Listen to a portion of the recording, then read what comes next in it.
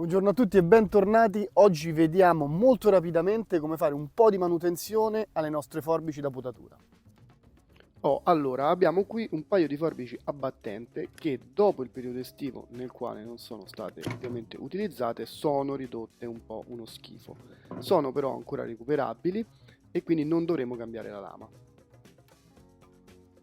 Cominceremo rimuovendo la molla e allentando il dado di regolazione della tensione per estrarre il perno che tiene insieme lama e battente. A questo punto separiamo le due componenti della forbice, cerchiamo di tenere tutti i pezzi in modo da non perderli ovviamente e iniziamo a dare una pulita con un po' di carta vetrata. La carta vetrata ci aiuta a togliere tutti i residui di piante, terra o di ruggine che si sono venuti a formare sulla forbice.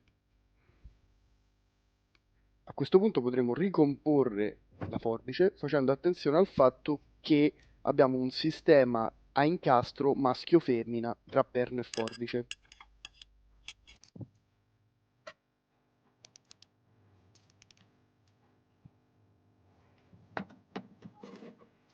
A questo punto andremo a lubrificare la giunzione e andremo a rimontare le varie componenti. Inizieremo dalla vite, poi andremo a mettere la rondella dentellata del dado di regolazione della tensione, facendo attenzione che i dentini della rondella, del dado e della vite si incastrino tra loro. A questo punto andremo a stringere il dado di regolazione della tensione e ne verificheremo il livello di serraggio. Se dovesse essere troppo poco serrata, lama e battente si muoverebbero. Al contrario, se serriamo troppo, ci ritroveremo con una forbice che si riapre con difficoltà. Una volta trovata la quadra, serreremo la vite in modo tale da bloccare l'ingranaggio, rimonteremo la molla e verificheremo la risposta della forbice all'apertura e alla chiusura.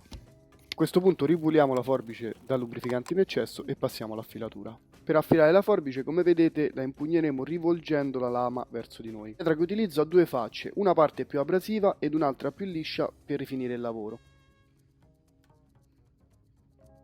La pietra per lavorare al meglio deve essere bagnata.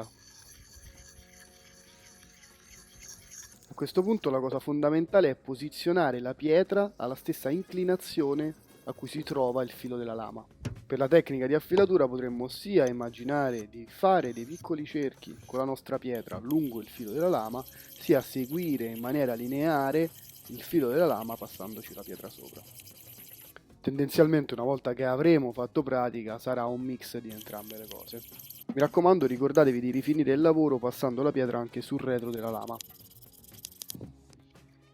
L'ultimo passaggio non obbligatorio è quello di utilizzare un affilatore, che è un piccolo strumento composto da una pietra in titanio, per rifinire ulteriormente il nostro lavoro. È importante dire che questo strumento non può assolutamente sostituire la pietra, anche se è indubbiamente utile e funzionale quando la nostra lama non presenta dei grossi danni.